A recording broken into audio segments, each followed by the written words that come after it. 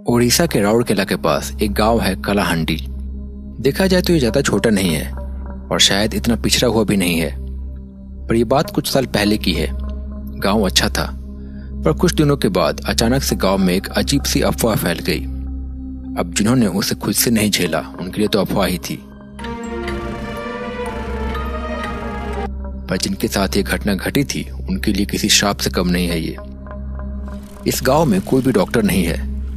ऐसा नहीं है कि कोई डॉक्टर यहाँ कभी आया नहीं या किसी डॉक्टर ने यहाँ अपना क्लिनिक लगाने का नहीं सोचा, और ये भी नहीं है कि लोगों के पास यहाँ पैसों की किल्लत है इतनी कि फीस ना दे पाए। पर फिर भी कोई भी डॉक्टर यहाँ कुछ घंटों से ज़्यादा नहीं टिकता इस गांव में। ज़्यादातर डॉक्टर या तो डर के भाग जाते हैं या अगर नहीं गए तो उनकी हालत बहुत ज़्यादा बुरी हो जाती है। गांव के लोगों के पास थोड़े बहुत पैसे हैं, पर गांव में बहुत ज़्यादा अमीर लोग नहीं हैं। सुबह के 11 बज रहे हैं। गांव के ईंटों से बने रास्ते पे डॉक्टर गौतम धीरे धीरे गांव की ओर बढ़ते जा रहा है। गौतम साइकिल से ही चला आ रहा है। पिछले 2 हफ्तों से लगभग हर 2 दिन के बाद और अब तो हर 1 दिन के बाद गौतम को इस गांव में आना जाना पड़ रहा है। गांव के एक जाने माने आदमी विजय दास के घर में उनकी बेटी की तबीयत खराब है, पर जब गौतम उसे देखने जाता है तो उसकी तबीयत ठीक रहती है, ना बुखार ना कुछ। फिर रात को उसकी तबीयत अचानक से बिगड़ने लगती है और अगले दिन पहले से थोड़ी ज़्यादा तबीयत खराब हो जाती है, सेहत गिर जाती है। गौतम धीरे धीरे दास बाबू के घर पहुंच गया। डॉक्टर बाबू आइए आइए, आपका इंतजार कर रहा था मैं। डॉक्टर साहब की वहां बहुत ज्यादा खातिरदारी और अहमियत है। कैसी है रेनू, अब कुछ सुधार है कि नहीं? अब मैं क्या बताऊं, चलिए आप खुद ही देख लीजिए। डॉक्टर गौतम धीरे धीरे एक कमरे में दाखिल हुए। एक बड़े से पलंग पे रेनू लेटी हुई है, आंखें बंद है, तबीयत बिगड़ती जा रही है। कभी अच्छी खासी हंसती खेलती हुई रेनू को अचानक से न जाने क्या हो गया है। गौतम ने रेनू को थोड़ा चेक किया और देखा, और डॉक्टर के चेहरे पे आश्चर्य के भाव थे। ऐसा लग रहा था जैसे कुछ सोच रहा हो। कमरे में डॉक्टर के अलावा दास बाबू, उनका लठैत, उनका नौकर भोला और उसकी पत्नी भी है। दास बाबू की पत्नी कुछ साल पहले ही चल बसी। समझ में नहीं आ रहा है, सब कुछ तो नॉर्मल है। बुखार, प्रेशर, टेस्ट की रिपोर्ट भी आ गए हैं, वो भी नॉर्मल है, पर फिर भी जाने इसकी तबीयत इतनी ज्यादा क्यों बिगड़ते जा रही है? डॉक्टर साहब, मैंने तो पहले ही बोला है आपको कि इसकी तबीयत रात को ही खराब होती है, दिन को तो ठीक ही रहती है। अब तो और ज्यादा बिगड़ती जा रही है तबीयत इसकी।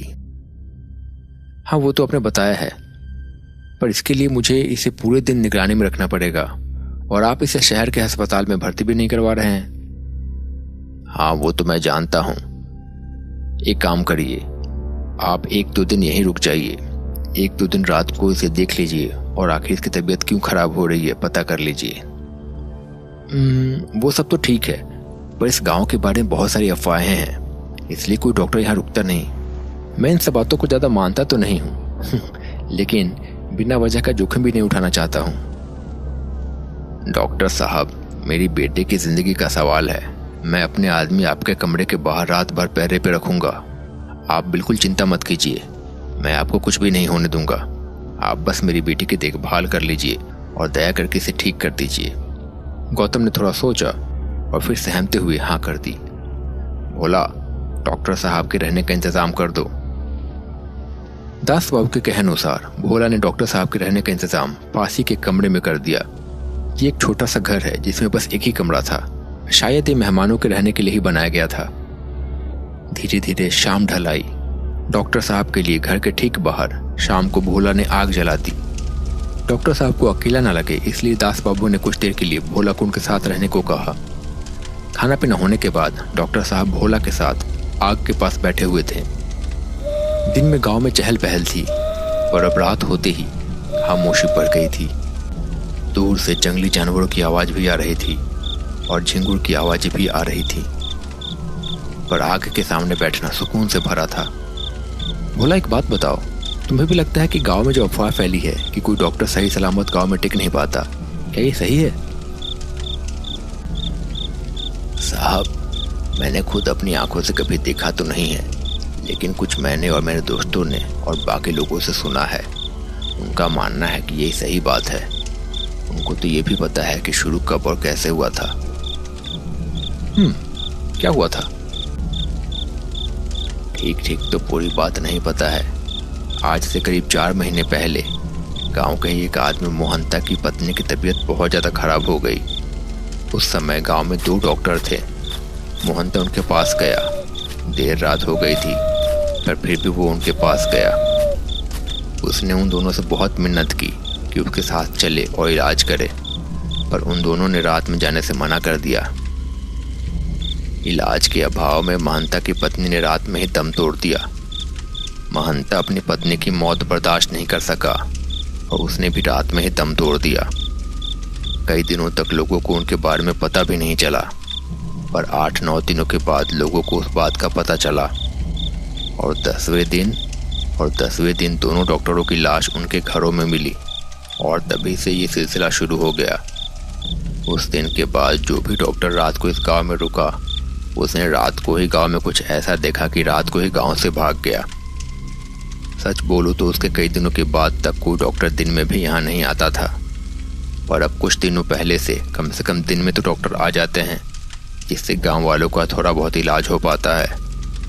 आपने बहुत हिम्मत का काम किया है साहब, जो यहाँ इस गांव में रात को रुक गए हैं।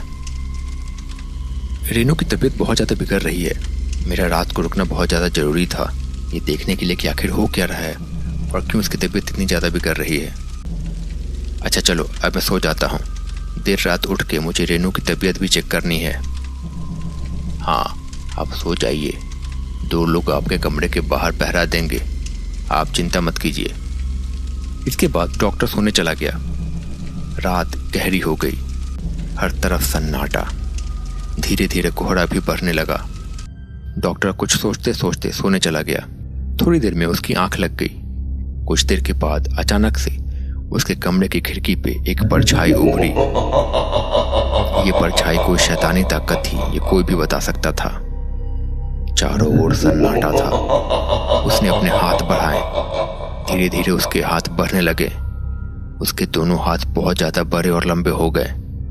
धीरे धीरे वो दोनों हाथ डॉक्टर के गले तक पहुंचे। गौतम की नींद खुल गई।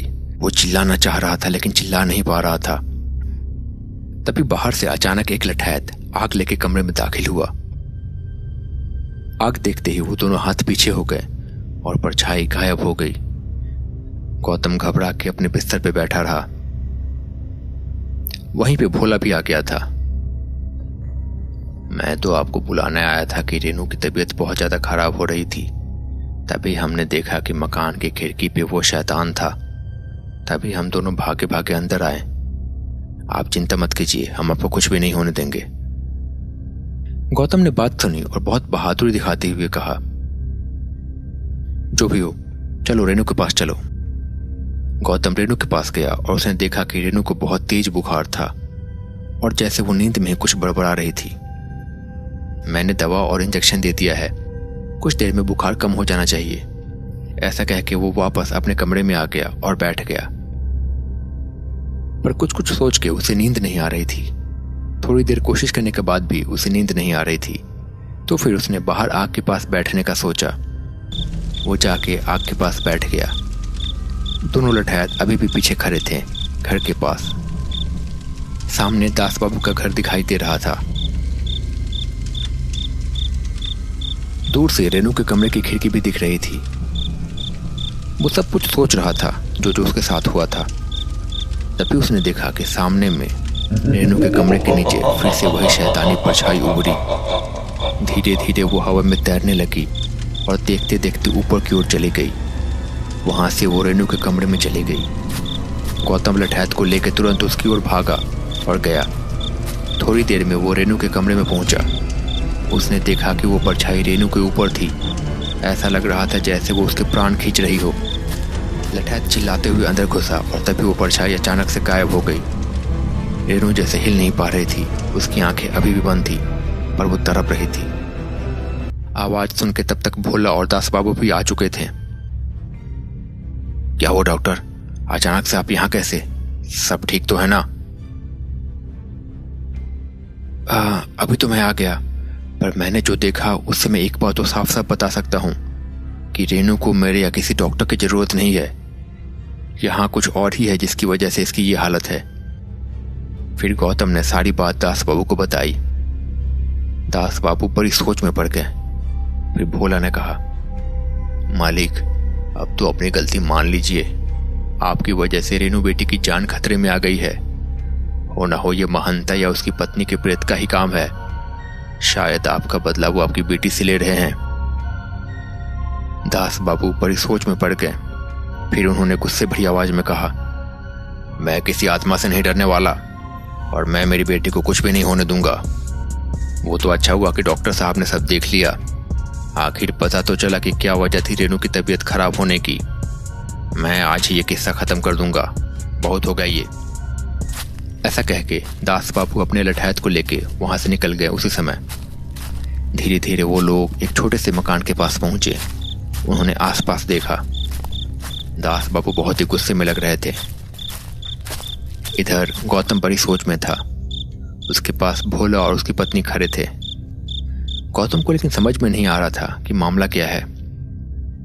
मुझे समझ में नहीं आ रहा कि ये सब क्या हो रहा है, और शायद आप लोग कोई बात छुपा रहे हैं।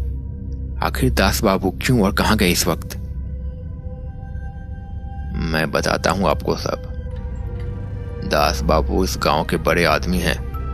उनके पास काफी जमीन है। कुछ जमीन तो उन्होंने अपने आप खरीदी है और कुछ जैसे तैसे हथिया ली है। लोगों को कर्ज देके अगर कोई चुका नहीं पाया या किसी और बहाने से ये लोगों की जमीन हथिया लेते हैं। कई दिनों से इनकी नज़र महंता की जमीन पे थी, पर महंता ने जमीन बेचने से मना कर दिया। डराने धमकाने के बाद भी उसने साफ साफ मना कर दिया, और तो और उसने जाके पुलिस में शिकायत कर दी। इस वजह से दास बाबू अब खुलेआम उसे धमका भी नहीं पा रहे थे। फिर एक दिन, अब लगता है एक ही रास्ता बचा है वो जमीन पाने का। एक काम करो, ये ले जाके महंता के कुएं में डाल देना और जाके गांव के दोनों डॉक्टरों को ये पैसे दे देना और बताना कि उन्हें मदद नहीं करनी है उनकी। दास बाबू के कहे के अनुसार उन दोनों ने जाके महंता के कुएं में जहर डाल दिया, धीमा जहर। उस पानी से खाना बनाने के बाद महंता की पत्नी की तबीयत खराब हो गई। रात जब महंता बाजार से घर लौटा तो उसने अपनी पत्नी को तड़पते हुए पाया। वो डॉक्टरों के पास गया, पर दोनों में से किसी डॉक्टर ने उसकी मदद नहीं की। तड़प तड़प के उसकी पत्नी की जान चली गई और उसके बाद महंता ने भी दम तोड़ दिया। उसके कुछ ही दिन के बाद दास बाबू ने जमीन हड़प ली, पर फिर उसके कुछ ही दिनों में दोनों डॉक्टरों की लाशें बरामद हुई।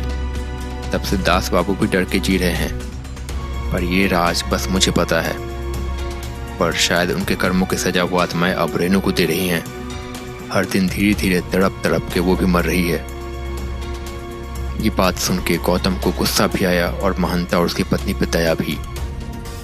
उसने एक बात गौर किया, भोला की पत्नी पर अजीब तरीके से उसे देख रही है। इधर झोपड़ी में, जला डालो उस झोपड़ी को। इस झोपड़ी के साथ उनका सब कुछ जल के राख हो जाएगा। बहुत झेल चुका हूं मैं ये सब। उनका लठैत अब मशाल लेके झोपड़ी की ओर बढ़ने लगा, पर जैसे ही वो झोपड़ी को आग लगाने वाला था, उसको किसी के गुर्राने की आवाज सुनाई दी। अचानक एक शैतानी साया उसके सामने आया और तड़प तड़प के वो भी मर रही है। ये बात सुन के गौतम को गुस्सा भी आया और महंता और उसकी पत्नी पे दया भी। उसने एक बात गौर किया, भोला की पत्नी पर अजीब तरीके से उसे देख रही है। इधर झोपड़ी में, जला डालो उस झोपड़ी को। इस झोपड़ी के साथ उनका सब कुछ जल के राख हो जाएगा। बहुत झेल चुका हूं मैं ये सब। उनका लठैत अब मशाल लेके झोपड़ी की ओर बढ़ने लगा, पर जैसे ही वो झोपड़ी को आग लगाने वाला था, उसको किसी के गुर्राने की आवाज सुनाई दी। अचानक एक शैतानी साया उसके सामने आया और अचानक से उसने लठैत के ऊपर छलांग लगा दी। देखते ही देखते कुछ ही देर में लठैत मर चुका था। दास बाबू उसे देख के बहुत ज्यादा घबरा गए। वो मुड़ के वहां से भागने लगे। उनकी सांसें फूल रही थी, पर तभी वही शैतानी साया वहां फिर से आया। इस बार दास बाबू की बारी थी। शायद यही महानता का बदला था। वो प्रेत उनकी ओर झपटा और पलक झपकते ही उसने उनके गर्दन का एक बड़ा हिस्सा काट खाया। दास बाबू की लाश जमीन पे पड़ी थी और फिर कुछ ही देर में वो साया वहां से गायब हो गया। इधर गौतम ने भोला से कहा, आप दोनों को पता है क्या वो कहाँ गए हैं? भोला, तुम मेरे साथ चलो और आप रेनू का ख्याल रखिए। पर पीछे कोई था नहीं। डॉक्टर बाबू, आप किससे बात कर रहे हैं? अरे मैं तो बस आपकी पत्नी को बोल रहा था, अभी तो यहीं पे थी ना, कहाँ गई? भोला ने फिर डरते डरते कहा, डॉक्टर बाबू, मेरी कोई पत्नी नहीं है और जब से आप यहाँ पे आए हैं यहाँ रेनू के अलावा और कोई औरत नहीं थी। शायद अब महंता और उसकी पत्नी दोनों को मुक्ति मिल चुकी थी। तो दोस्तों, कैसा लगा आपको ये वीडियो? अगर पसंद आया हो तो इसे लाइक करना और चैनल को सब्सक्राइब करना ना भूलें। टारगेट है 5000 लाइक्स का और 50,000 सब्सक्राइबर्स का। मैं मिलता हूं बहुत जल्द नए वीडियो के साथ। तब तक के लिए अपना ख्याल रखिए। Bye bye.